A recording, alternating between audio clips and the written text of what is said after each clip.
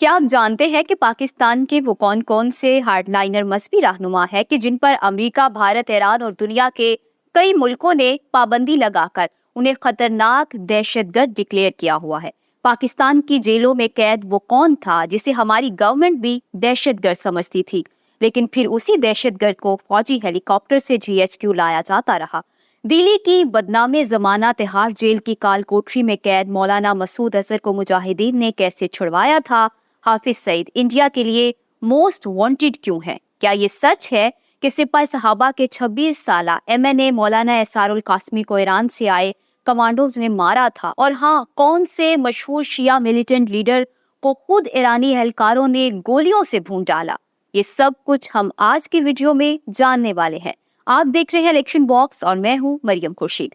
मेरे insta account का link आपको डिस्क्रिप्शन में मिल जाएगा। So let's begin. मकबूजा कश्मीर में जिहाद करने वाली तंजीम जैश मोहम्मद के बानी मौलाना मसूद अजहर एक जमाने में बहुत एक्टिव हुआ करते थे। मौलाना मसूद अजहर की जमात पर इंडिया और अमेरिका समेत कई यूरोपीय मुल्कों ने पाबंदी लगा रखी है। 2019 में अक़वाम मुत्तहिदा की सिक्योरिटी कौंसिल ने इंडिया की सिफारिश पर मौलाना मसूद अजहर को आलमी दहशतगर्दों की लिस्ट में शामिल किया। भावलपुर से ताल्लुक रखने वाले मौलाना मसूद अजहर खुद बताते हैं कि जब मैं मकबूजा कश्मीर में गिरफ्तार हुआ तो इंडिया के प्रेस ने सुर्खियां लगाई कि हमने सबसे बड़ा दहशतगर्द मुल्ला पकड़ लिया है। उन्हें जम्मू, श्रीनगर के बादामी बाग कैंट एरिया और फिर दिल्ली शहर की तिहाड़ जेल में रखा गया। उन्हें रिहाई दिलवाने के लिए जैश मोहम्मद के मुजाहिदीन ने दिसंबर 1999 को नेपाल से उड़ान भरने वाले इंडियन एयरलाइन के तैयारे को अगवा कर लिया, जिसमें 180 मुसाफिर थे। ये तैयारा अफगानिस्तान के शहर कंधार लैंड हुआ, जहां अगले 8 दिनों तक मुजाहिदीन और भारतीय सरकार की निगोसिएशन होती रही। बिलाखिर मुज़ाकरात कामयाब हुए और मौलाना मसूद अजहर और उनके साथियों की रिहाई अमल में लाई गई। मौलाना मसूद अजहर भारतीय सरकार को श्रीनगर पार्लियामेंट हमले और 2019 के पुलवामा हमले में मतलूब हैं। बताया जाता है कि मौलाना मसूद अजहर पाकिस्तान में अंडरग्राउंड होकर जिंदगी गुजार रहे हैं। उनका मरकज भावलपुर में है, जहां से उनकी किताबें और बयानात शाया होते रहते हैं। मौलाना मसूद अजहर की तरह लश्कर तैयबा के हाफिज सईद भी इंडिया के लिए मोस्ट वांटेड है। कलअदम जमात अद्दावा के सरबराह हाफिज सईद के हवाले से बताया जाता है कि जब उनका खानदान हिजरत करके पाकिस्तान आ रहा था तो फसादात में उनके खानदान के 36 अफराद छुरी चाकू से जबा कर डाले गए। अहले हदीस मसलक के हाफिज सईद की तंजीम मकबूजा जम्मू कश्मीर में बरसरे बेकार रही। इंडिया ने मुंबई हमलों के इल्जाम में हाफिज सईद के सर की कीमत $1 करोड़ मुकर्रर कर रखी है। अक़वाम मुत्तहिदा की सलामती कौंसिल ने मौलाना मसूद अजहर की तरह हाफिज सईद को भी आलमी दहशतगर्द डिक्लेयर किया हुआ है। उन्हें पाकिस्तान में भी पाबंदियों का सामना है और वो नजरबंद है। हमारे पड़ोसी मुल्क भारत में सैफ अली खान की फिल्म फैंटम में हाफिज सईद का किरदार दिखाया गया था। इस मूवी में सैफ अली खान का एक डायलॉग है, अमेरिका ने उसामा को अंदर घुस के मारा था तो ये काम हम क्यों नहीं कर सकते, हम भी हाफिज को घुस कर मारेंगे। याद रहे कि इस फिल्म को पाकिस्तान में बैन किया गया था। पाकिस्तान में एक और जिहादी तंजीम हरकत-ए मुजाहिदीन के बानी फजलुर रहमान खलील को भी अमेरिका ने आलमी दहशतगर्दों की फहरिस्त में शामिल किया हुआ है। फादर ऑफ द तालिबान कहलाए जाने वाले मौलाना समीउल हक पर अमेरिका और यूरोप के कई मुल्कों ने पाबंदी लगा रखी थी। तालिबान क़यादत के उस्ताद और मुल्ला मोहम्मद उमर मुजाहिद के ज़ाती दोस्त मौलाना समीउल हक ने पाकिस्तान में एक फ़ाल सियासी किरदार अदा किया। साबिक सेनेटर मौलाना समीउल हक पाकिस्तान में मजहबी ग्रुपों के इत्तेहाद के रूहे रवा हुआ करते थे। उन्हें नवंबर 2018 में इस्लामाबाद में कत्ल कर दिया गया था। हमारे हमसाया मुल्क ईरान को हमेशा से पाकिस्तान में ऑपरेट करती एंटी शिया तंजीमों पर तहफ़्फ़ुज़ात रहे हैं और इस हवाले से ईरानी गवर्नमेंट ने कई मरासले हमारी हुकूमत को लिखे। 90 की दहाई में ताकतवर लोग धड़ल्ले से असले की नुमाइश किया करते थे। बताया जाता था कि झन के 26 साला एमएनए मौलाना एसारुल कासमी अपने हाथ में लालटेन और कंधे पर क्लाशनकोफ लटका कर सारी रात झन की गलियों का गश्त किया करते थे।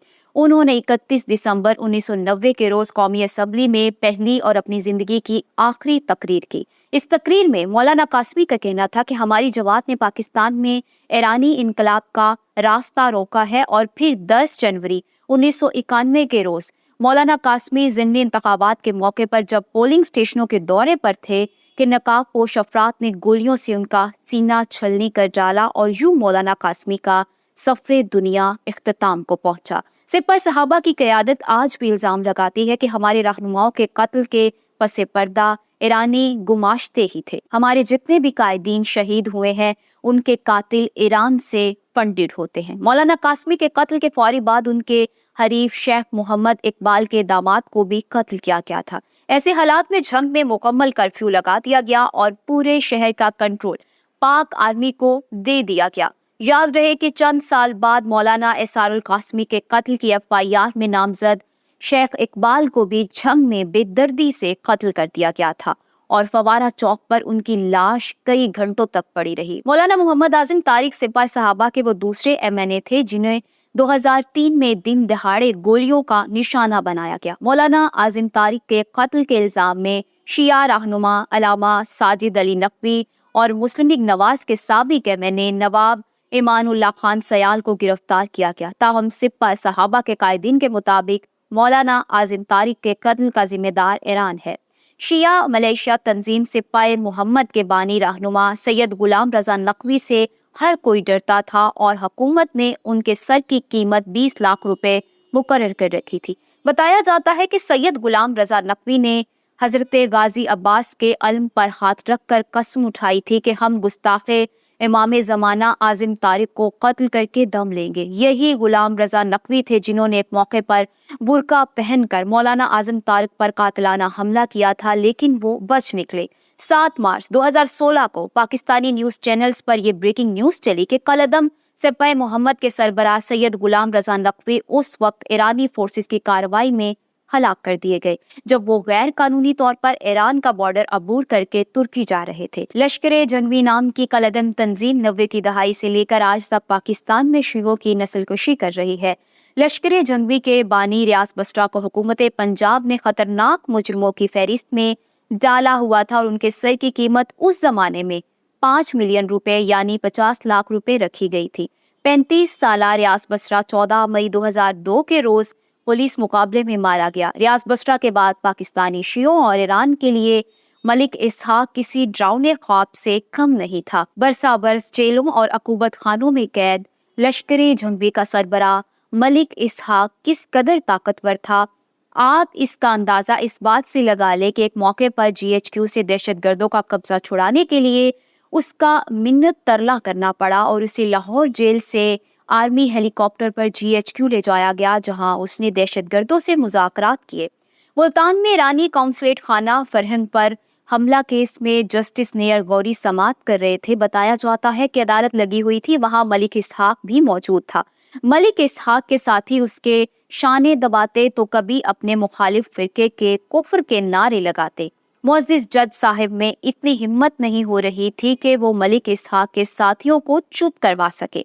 मलिक इसहाक आलमी सतह पर किस कदर खतरनाक समझा जाता था, आप इसका अंदाजा यूं लगा ले कि अमेरिका के महकमा खारजा ने उन्हें एक आलमी दहशतगर्द डिक्लेयर कर रखा था। उनके सर की कीमत 1 लाख अमेरिकी डॉलर मुकर्रर थी, जो पाकिस्तानी करेंसी में 3 करोड़ बनती है। 29 जुलाई 2015 को पाकिस्तानी टीवी चैनल्स पर यह ब्रेकिंग न्यूज़ चली कि कलअदम लश्कर जंगवी के साबिक सरबराह मलिक मोहम्मद इसहाक को उनके 2 बेटों दरीना साथी सैयद गुलाम रसूल शाह और दीगर 12 अफराद के हमरा मुजफ्फरगढ़ में एक पुलिस मुकाबले में मार दिया गया। मलिक इसहाक के कत्ल का क्रेडिट लेने वाले उस वक्त के वजीर दाखिला कर्नल रिटायर्ड शुजा खानजादा को 2 हफ्तों बाद बम से उड़ा दिया गया। तब उन पर हमले की जिम्मेदारी लश्कर जंगवी ने कबूल करते हुए उसे मलिक इसहाक के खून का इंतकाम करा दिया। मैं उम्मीद करती हूँ कि आज की वीडियो आपको पसंद आई होगी। अगर आप सिपाही मोहम्मद के जर्नैल अलामा गुलाम रजा नकवी की स्टोरी जानना चाहते हैं तो यहाँ ऊपर क्लिक करें। साबिक एमएनए मौलाना आजिम तारिक के फैक्ट्स के लिए यहाँ नीचे और मलिक इसहाक पर डॉक्यूमेंट्री आपको यहाँ मिलेगी। वीडियो को लाइक और शेयर करें, इलेक्शन बॉक्स लास्ट में सब्सक्राइब करें और हमारी वीडियोस देखते रहें। अल्लाह हाफिज़।